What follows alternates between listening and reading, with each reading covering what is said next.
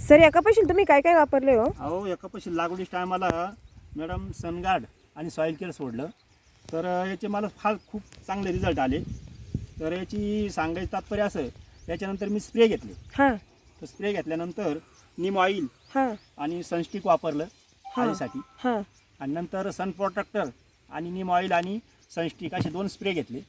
तर या स्प्रेमधून मला असा फायदा मिळाला आहे की ही जी बोंडाची साईज आहे, हां ही जी साईज आहे, हां ही साईज आणि ह्या ज्या माळा आहेत हां कपाशीच्या, हां अशा पूर्ण फांद्या खाली वाकलेल्या आहेत. हां अक्षरशः बोंड साईज चांगली आलेली आहे हां आणि एकही पत्तीगळ झालेली नाही आहे. एकही पत्तीगळ झालेली नाही बघा चांगल्या प्रकारे.